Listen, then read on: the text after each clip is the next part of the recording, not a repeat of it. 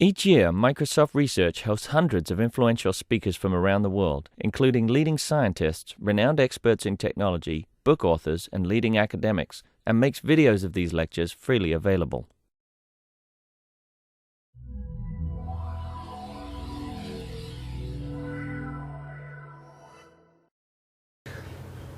Good afternoon, everyone, and welcome to yet another lecture of Jean-Ramon Abrial, who's going to continue taking us through Event-B. So far, we've seen systems that make use of the events as small, concurrently executing events. And today and next time, we're going to see how these are put together into sequential programs. And then as a final advertisement, after this lecture and the next, we'll do one more lecture where we're going to report on what we have done with the hypervisor that we've been working on in the Event-B system. So here's sequential programs. Thank you, Rustan. Good afternoon. So as Rustan said, you have seen Event-B used in the development of a system, the car on a bridge. Half of the press, mechanical press. We skipped the second half because there was one lecture missing. So you might say, how can we develop sequential program?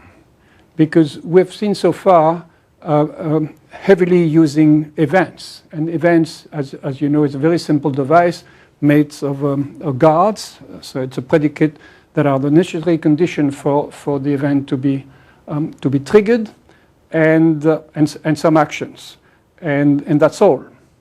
Events might have parameters, and some actions might be non-deterministic, but that's all. And we have all this little device, all these little events. If we want to think in terms of operationally, we have these events, our little process, and they all together run if they are enabled. And a sequential program is completely different. A sequential program is made of a precondition. The specification of a sequential program is made of a precondition and a postcondition. And here we have a guard and some postconditions. So this is completely different. Before engaging into seeing this, I would like to hammer a bit the very important distinction between guard and preconditions. When you have a program defined by a precondition and postcondition, it means that when you knock at the door of this program to execute it, you have to be sure on your side, the coding, that the precondition holds. Otherwise, it crashes, okay? And when you refine a program defined with a pre-post condition, you can weaken the precondition. What does that mean? It means that, let me take an operational or just definition. You want to buy a motor, and that motor has got the precondition that it should work between minus 10 degrees centigrade and 30 degrees centigrade. So this is the precondition. And so you go to the vendor, the motor vendor, and you ask for exactly this motor. And the vendor knows that he has not got exactly that. But he has a more expensive one that goes from minus 15 to plus 50 or something like this. Okay, so he's going to cheat you. He's going to sell you the one that has a weakened precondition because it goes now from minus 15 to plus 50, and he will not tell you. But on your side, you buy this, and that's okay because you still believe that it is going from minus 10 to plus 30 or whatever, and it can do more. Of course, he is cheating you because you pay more. Okay, so this is the thing of the weakening of the precondition. Now about the guard, when we have an event, I've said many times that when we refine, we strengthen the guard. So we go exactly in the reverse direction. Why is that? Because we are not knocking at the door of the event. An event is not something you call. An event is something you observe. You observe that event's occurring. And the guard is again, it's the enabling condition. So when you refine an event, why do you refine an event? You refine an event because you have more functionalities, and you enlarge maybe the state, but maybe the condition enabling that event is now stronger. Okay, so you're strengthening you're strengthening the guard, and this could be a bit strange, because if you have a population of events and you strengthen the guard, you can strengthen them so much that you have deadlock. Okay, so this is something that never exists in the case of the precondition. Okay, but it might happen in the case of events. That's the reason why we have to do something the other way around. We have to prove that the refinement of a population of events doesn't deadlock more than the population of the abstract event you have. So then you prove that the disjunction of the guard of the abstract events implies the disjunction of the guard of the concrete event. So it goes in the other direction. Another thing that is a bit misleading is the following. When you prove something about a pre-post condition, what you do on your side when you prove this program which has a pre-post condition, you assume the precondition and you prove the post condition. And when you do the same thing for an event, you assume the guard and you prove the post condition. So in both cases, you assume either the guard or the precondition. But I've just said 2 minutes ago that they are different. So why is that? It's very simple. It's very simple. It's because if we take an operational view, a precondition is when a precondition is false, when you call something and on your side the precondition is false, you crash. Okay.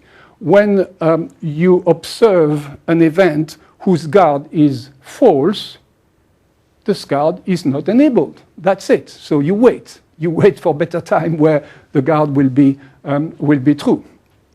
And why? So it's normal because the guard is a necessary condition for the event to be triggered. So it's normal to assume the guard in order to prove the post condition. Now, why do you assume the precondition in order to prove the post condition in the case of a pre-post definition? It's because it's not your duty to prove the guard. The duty is from the caller. So you assume the caller has done it, and in fact, what you have to prove is P and Q. P the precondition and Q the postcondition. But if it is exactly the same as P, and P implies Q. So what you do is this. So that's the reason why you assume the precondition, because the precondition is proved by somebody else. Okay? So so think about it. It's not completely obvious, and people are a bit confused by this, but I think it's very, very, very important to make the distinction again and again between a guard and a precondition. Okay? You follow me? You are with me? Fine. No, let me now enter the subject. So in some sense, when we refine and we need to prove that the disjunction of the guards implies that then you could think of the disjunctions of all the guards as being the precondition of the entire system, and that you indeed weaken. Yeah, you can have this. Yeah, sure. You have to prove that the concrete system does not deadlock more than the abstract one. This would be very embarrassing if you do something very nice, you add functionality, but unfortunately, the system deadlock. And so you have to prove that in spite of the fact that you're strengthening the guard, the system or the whole doesn't deadlock. Okay? So let me go now into sequential program. I'm not going to change the idea of sequential program. We will still have pre and post conditions. Okay. How can we encode this into a bunch of events? So this is a story that I want to tell today. So we are going to present a number of examples today and next time. Array program, pointers program, numerical program. You all know this little program. Rosten has done many of them with Daphne. So a typical program is made of a number of multiple assignments. I suppose that we have multiple assignments. Okay, scheduled by means of some conditional operator if, iterative operators, while, sequential operators, semicolon. So we have two, when we have a program, we have two things that are completely different. The assignment of value to some variables, and these things, conditional, iterative, and sequential. Here is a program. Never mind what it does. We have a while, we have an if, else, and we have some simultaneous assignment statement. And we have a semicolon. We have all the features here. Now, how can we, with events, go to this? Well, not so difficult. Suppose we separate completely this, and this from this environment of ifs and else and while. So here is our pidgin language. Sorry, I have not put curly brackets. So, as I said before, we are just going to separate completely the individual assignments from their scheduling, from the ifs and else, the while, and the semicolon. And we favor the distribution of computation over its centralization. When you have a sequential program, this is centralized. Everything is there. You have the if, you do something else. You have the while, you loop, and when the loop is finished, hopefully, we go outside and we do something else. Okay.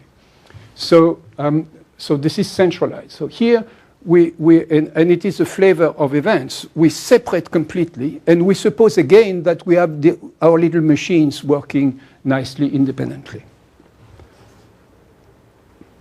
So an event, I refresh you, a firing condition or a triggered condition, the guard, and an action, the multiple assignments. And these events are scheduled implicitly. Implicitly in the sky, there is a God who sees all these events and say, you, in a fair way, of course, he gives control, because the guard was a necessary condition. Maybe it's not sufficient. It's sufficient if there is a God or a scheduler God that gives control to these things. Okay? Now let's extract from a program an event. Here, so I'm going to take in turn all the assignments, here jj plus 1. And what are the conditions for jj plus 1 to be enabled?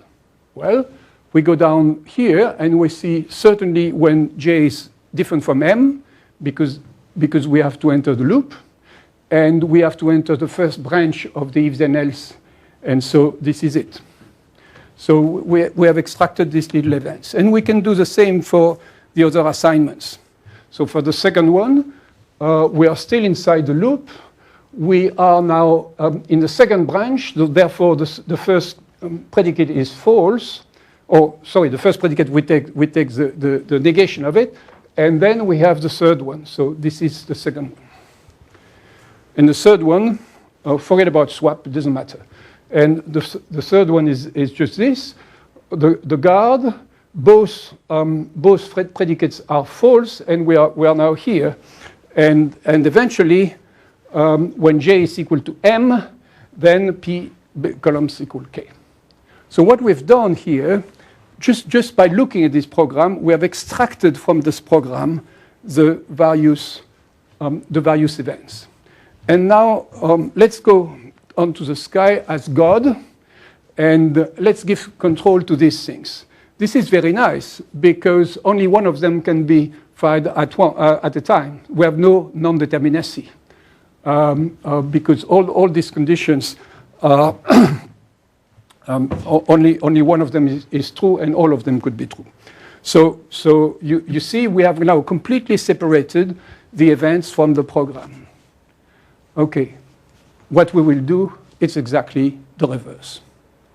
We will start from the problem, defining the events like this, and then at the end, when we are happy with them, and I will explain when, we will put them together to form the sequential program. Okay? So the idea is then we have just decomposed, and we will do exactly the reverse operation. So we shall first construct the events list, and then we will compose our program from these events. Okay? And of course, at the beginning, when we will have the population of events, they might be non-deterministic. So maybe several events can be fired at a time. But we don't care. We have the guard scheduler on top.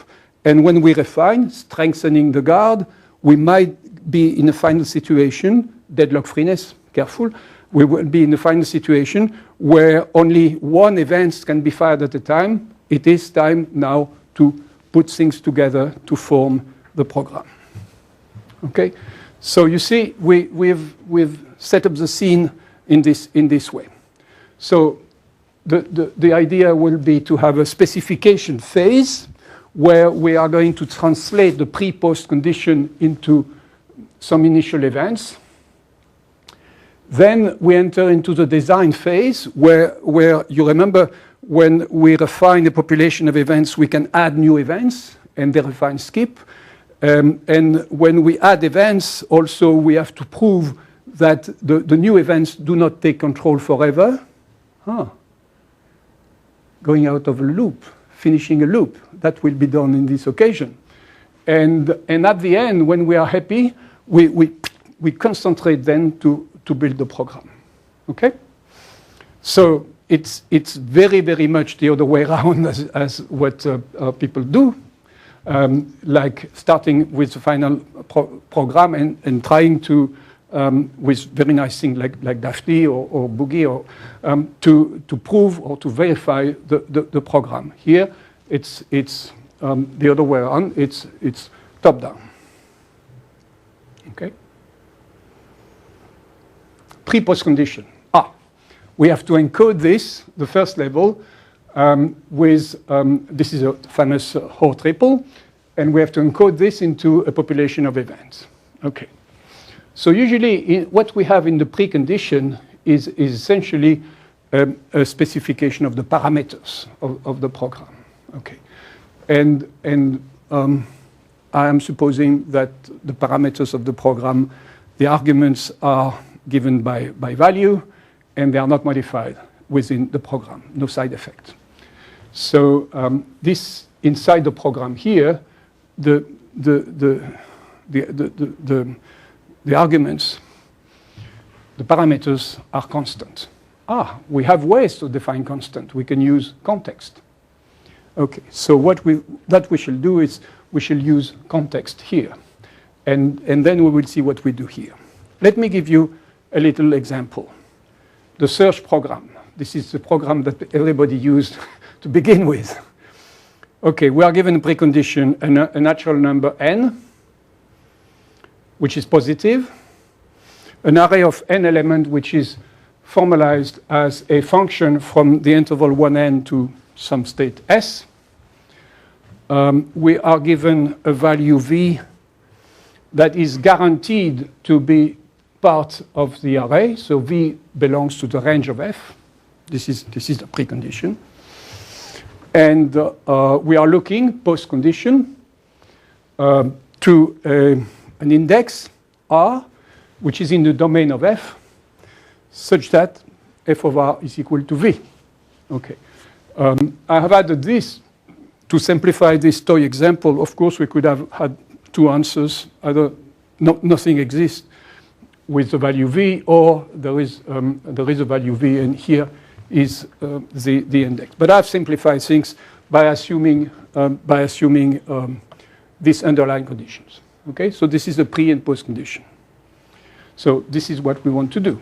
Okay, so as you can see, I've not changed anything in the usual Hoare triple formalism: pre, program, post.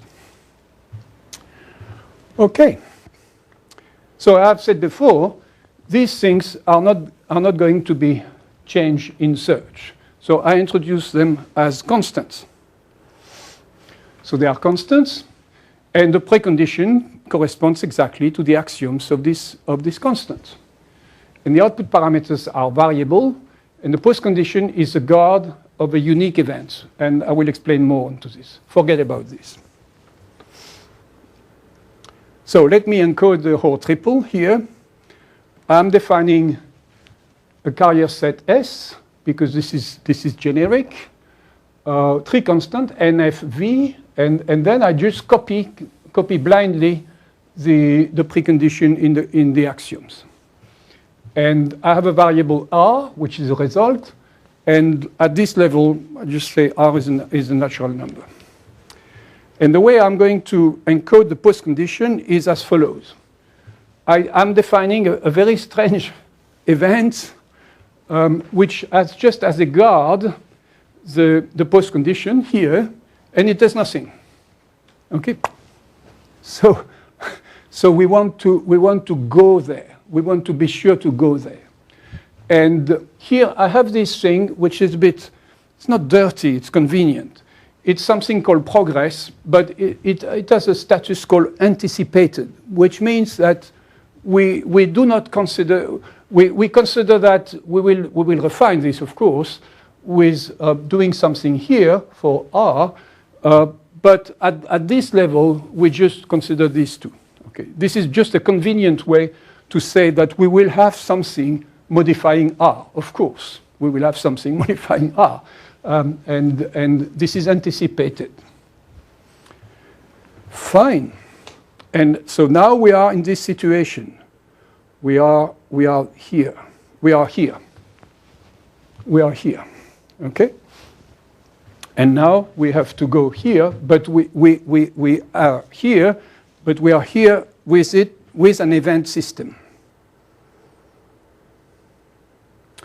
And now we're going to refine. And so the idea of the refinement is extremely simple.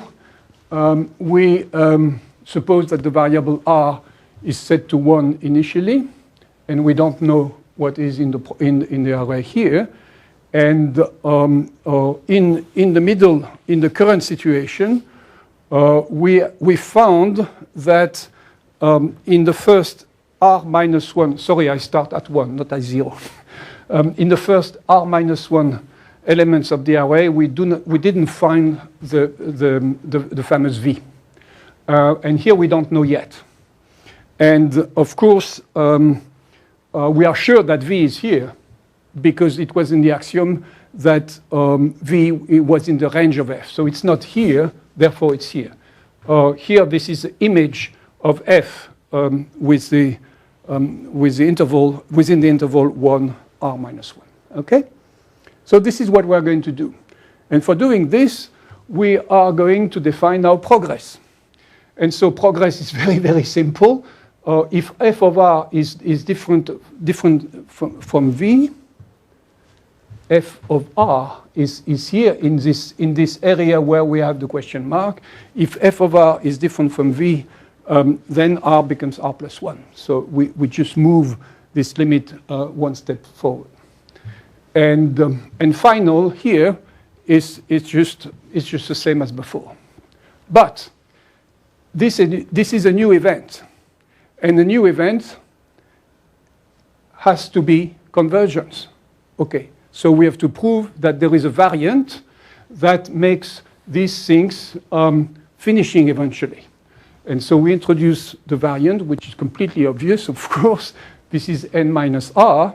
And r was defined as being in 1n as an invariant. And v, and we have this also. So now this is very simple.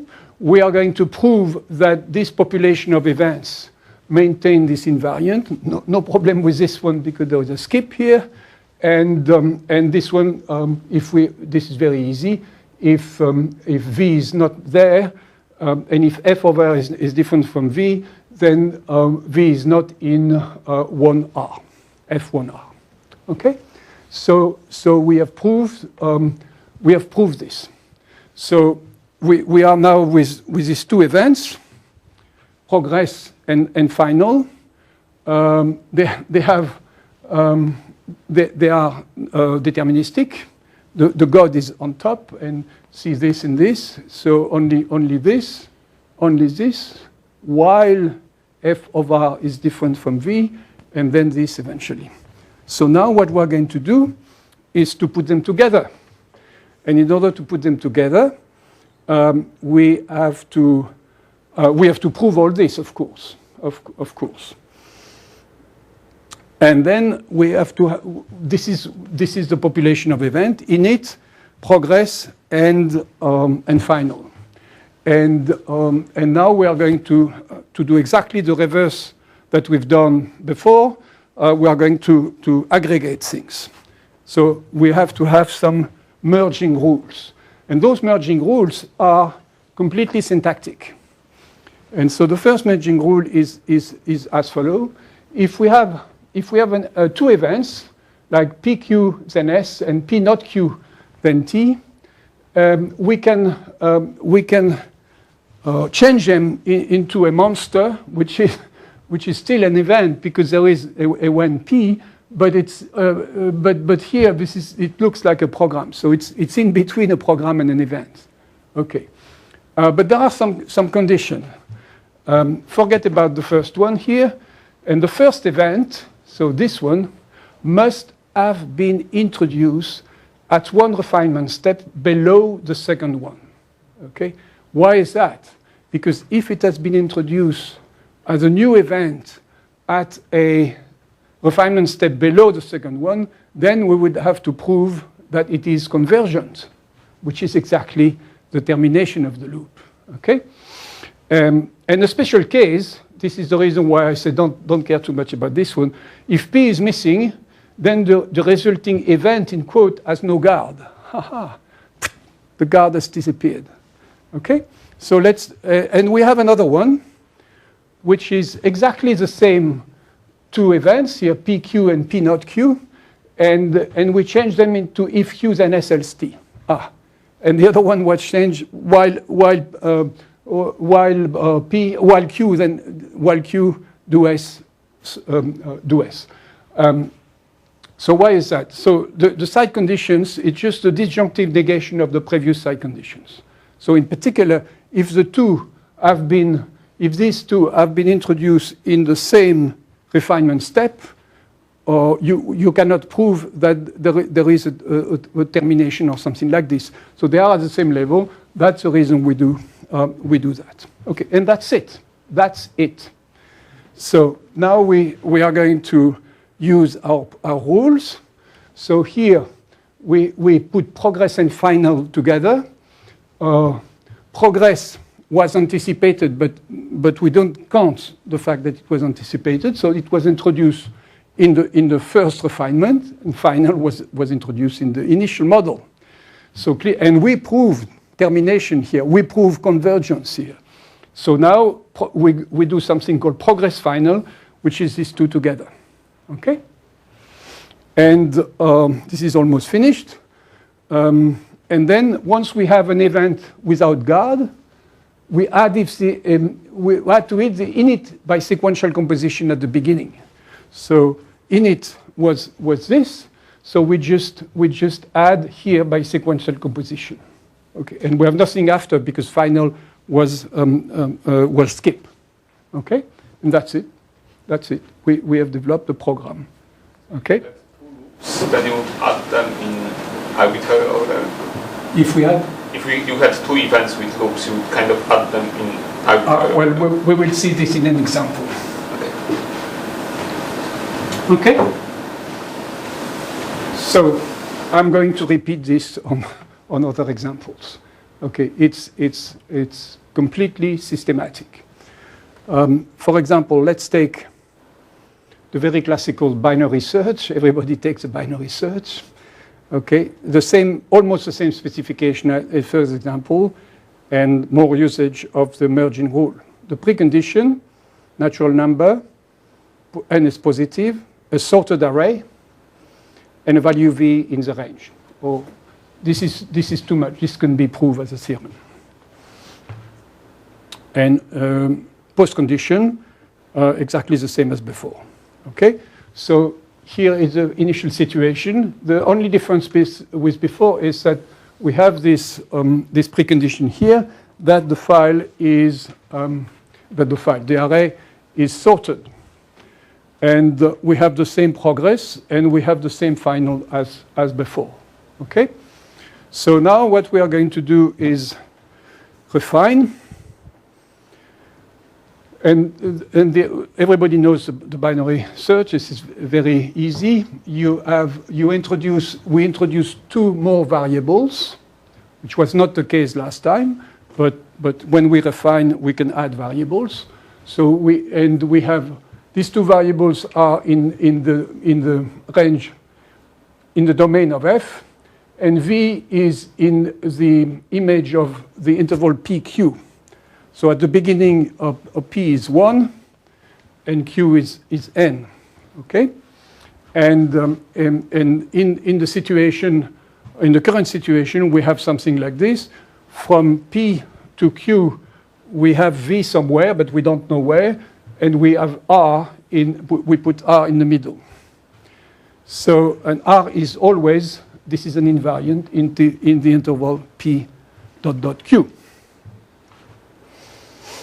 So we have two cases.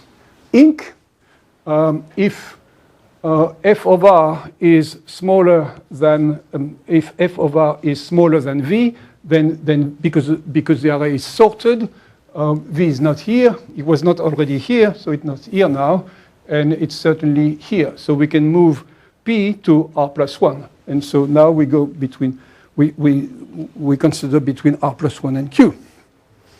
And we have the deck, which is the symmetric one. If v is smaller than f of r, so v is not here, so v now is here. About r is still non-deterministic. Okay, it's in between p and q. So here, oops, sorry. Here I've assigned non-deterministically r to the interval r plus 1q. R plus 1q, so here, non-deterministically, I don't care. And the same here, r non-deterministically from p to r minus 1. Okay, and now I'm going to refine this. So this is the situation after the first refinement, but we are non-deterministic here and here. The events are deterministic, but the contents of the action of the events are non-deterministic. So the external non-determinacy is true, but the internal non-determinacy is not true. So we have to go further, and as you know, we take now R will be chosen in the middle of PQ. So this was the abstract enc, and now the concrete enc, we take R plus 1 plus Q over 2, and here the abstract deck, and now we take the concrete deck as this. Okay, and now this is the end of it. So we have init. We take also this average value here. We have still this skip event here, and we have these two people. And these two people have been introduced in the same refinement. Okay, so they are candidates for an if then else. Okay, so we can do, we use this. So inc and deck are building inc deck with this if then else here, and final it's just this. So now we put inc deck and final together, and so we apply this, and clearly inc and deck, therefore inc deck is introduced in a refinement step that is after final. So we can now go on to this one. Oh, by the way, about inc and deck, we prove that they were not going forever. So they were convergent and they were decreasing. It's obvious. The variant is Q minus P. Okay. And so now we can apply the while, and that gives us this. And now we put init at the beginning, and this is the final program. Okay. Yep. So your construction rule for while says that the first event has to be in one level below the second one. Can it be more levels below, or? Yes, more. It can be more. Okay, so it has to be at least one. So that yeah. Okay. because you are sure that this is some level below that they were new, and so you have proved the convergence. Okay. Okay, so much. I told you this is always the same now. It's a bit boring. So I'm going. Maybe this is the last one. I'm going to do some more on arrays. And next time I will do something with pointers. I'm not sure I will have enough time to treat the show weight example. Maybe I will do it, and at the end I will take also some numerical examples. Okay. Among the example I will do next time, there will be an example with two loops. Okay, a loop inside a loop. And this is a sorting algorithm, as you could imagine. And the problem is when you use Hoare triple to prove something where you have a loop inside another loop, it's not so easy because you have an invariant which is, and then a second invariant inside. Whereas here, this is simple because you have got all these events. They are all flat. They are all disatomic. They are all on the table. And you just put them together, and then you put them together to form the inner loop, and then the outer loop. Okay. So let's go on to array partitioning. This is part of quicksort, as you know. So we have an array of distinct elements. We are given a number x, and we want to construct another array G with some constraints. And the constraints are G has got the same element as F, so the same domain. And there exists a number K in 0n, so outside even, a number K such that all the elements in 1K are smaller than or equal to X, and all elements in K plus 1n are greater than X. So we partition the thing. So we have to rearrange F into G in order to have this situation. Okay? So this is the classical partitioning of an array. So let's have a little example. So we have this array. We say X is equal to 5, and now this happens that K is also to 5. Under this, they are all smaller than or equal to 5, and above K, here from K plus 1 to n, they are greater than 5, strictly greater than 5, and smaller than or equal here. So we want to achieve this.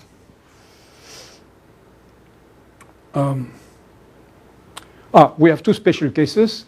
Let X be in that case, let X be in 0, then K is here. There is nothing before. And the second special case is when if X is 10, greater than all of them, then K is here. From 1 to K, they are all smaller than 10. Okay? Smaller than or equal to 10. Fine. So we start with this situation. We have the same thing. F here is an injective function, so it's a one-to-one function. It's a total function, and with this little thing here, it means injective.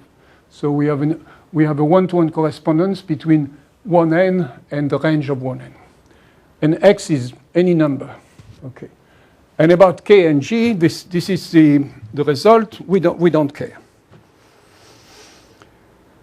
And final, I copy here completely the thing and skip, as usual.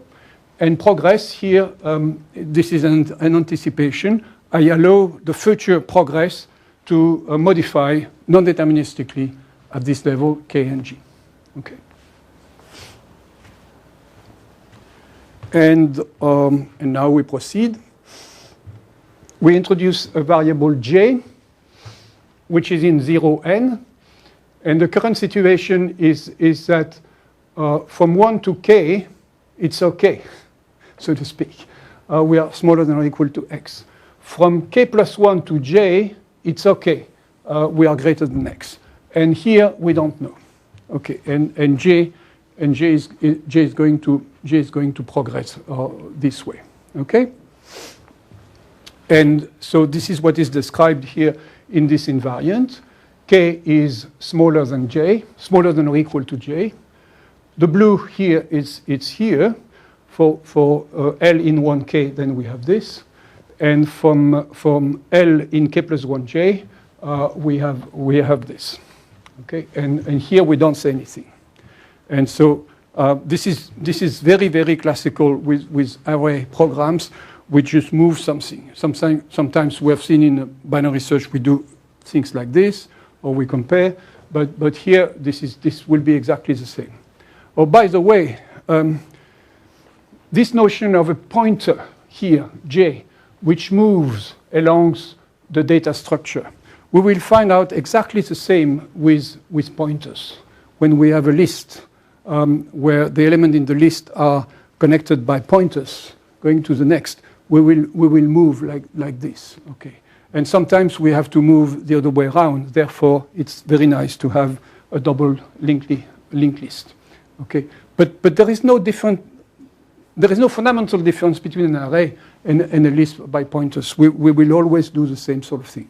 Here it's very convenient with arrays because we can play with intervals. And there are very nice notions about intervals.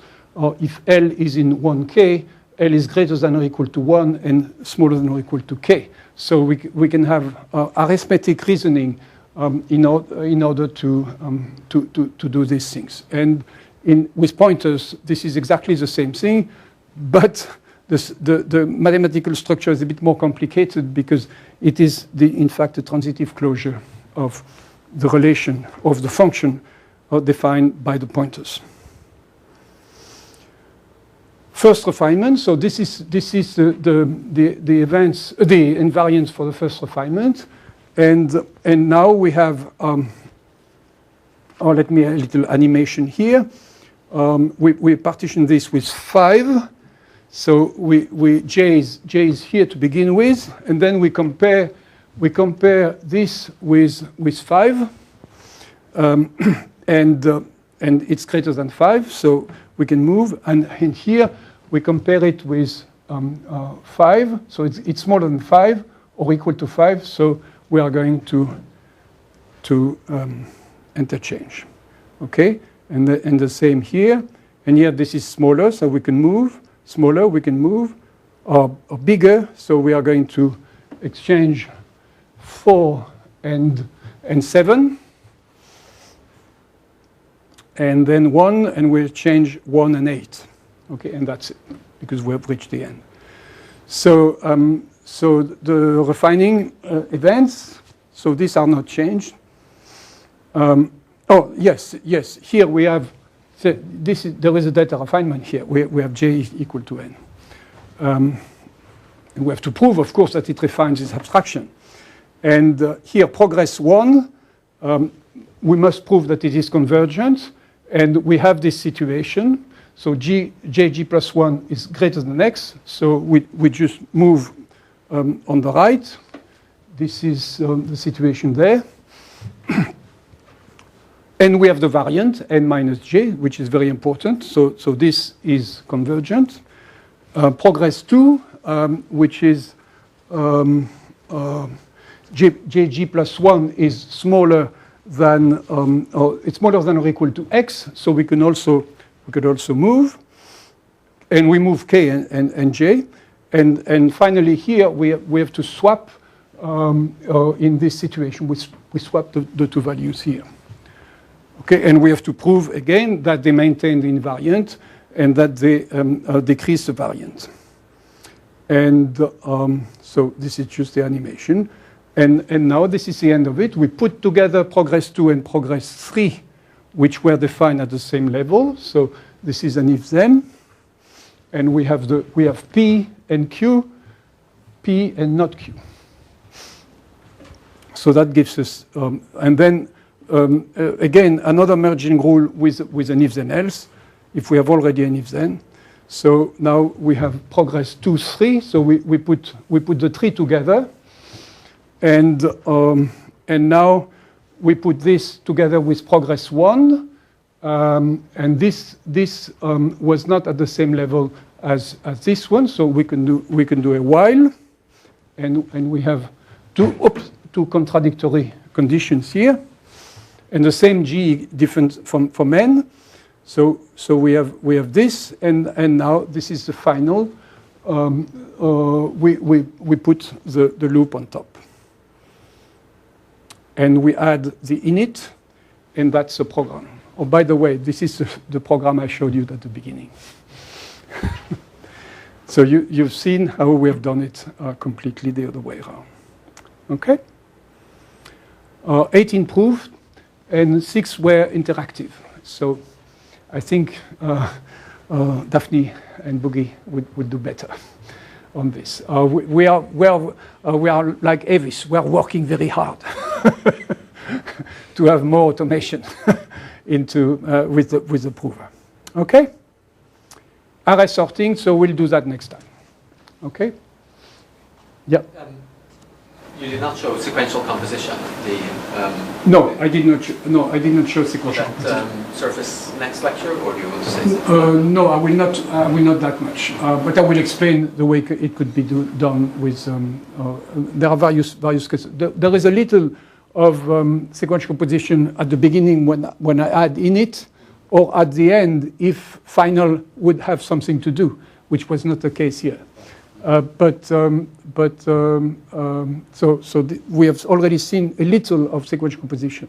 But there are 2 other cases which I will describe a bit next time. Okay? Yeah. 2 other questions. When you introduce the variant, you use the same invariant for all of the events refined at one level. The same variant. Right. Exactly. Yeah. Right. How is that? Where is that stated? In Event-B, there's a little section for each event to say where you can include an invariant, where you can include a variant. When you say that it is convergent, yeah. Right. But the variant is unique. So if you refine into 2 different events, and you want them to have the same variant function. Yeah. Do you just state the same variant function in both places, or? No. You don't put the variant function into the event. The variant function is at the level of the machine. I see. There is a unique. I see. A unique one for the entire machine. For the entire machine, that makes sense. And that's absolutely fundamental, because if you have different variants, this is okay for this one, this is okay for this one, but they could play ping pong. Okay, so it's no. This is very, very important. This is the same, and that's the reason why we can do an if then else, because each branch they are in the same level, and each branch has decreased the variant, and this is each of the possibilities will individually decrease the variance. Decrease the variance. It doesn't matter which one you pick. Yeah. All right, and my final question is, could you say something more about the status of the anticipated events? Okay. Are they, right, what's different with them? At the beginning, we had no anticipation. Okay. Now, if you have no anticipation, you remember that a new event must refine skip. Okay. So the problem is, if we have no anticipation, we could not play with R, the result, because the result is just in init, and skip, and final doesn't do anything. So in order to cope with this, we couldn't have a final doing skip. The final has to do something precisely to assign a certain value. Okay, and then the new event that we are introducing cannot play with R. They have to play with something else. Let's say S, and so S is the variable that is used in the process, and at the end we assign R to S. Okay, and it's boring. If R and S are small things, that's okay, but if R and S are big things, you cannot work like this. So it took us a long time to figure out this notion of anticipation. So the idea of anticipation is the following. I've seen in an anticipated event, R becomes any number. So it's completely non-deterministic. From the point of view of the level where it is introduced, it is just there because we want later to use, to assign in the real progress some value to R. But from the point of view of convergence, we are not proving the convergence there. We anticipate that the refinement will be convergence. And so that's exactly it. So most of the time, all the time, the progress was an anticipated event, and in the next refinement, progress is really introduced, and we change the status from anticipated to convergence. Okay, and something might stay in several steps might stay anticipated, and at some point it becomes convergent. So if I zoom into to a design at a particular model and I see an event there that is anticipated, from the point of view from above, I should just ignore it then. Yeah, you ignore. Yeah. But it's a convenient way, and most of the time, it's doing something that is completely non-deterministic. By the way, we were thinking of features in our formalism. We have skip that does nothing, and we were thinking of something called keep. Keep is non-deterministically change thing in order for the invariant to hold. It's like a havoc. It's a bit like a havoc, but it's a havoc that maintains the invariant. So havoc followed by assuming the invariant. Yeah, exactly. And we had discussion on this, and finally we didn't do it. But it could be exactly where this keep or havoc or sort of havoc could have been used. Okay. Other questions? No. Okay. Thank you. Yeah.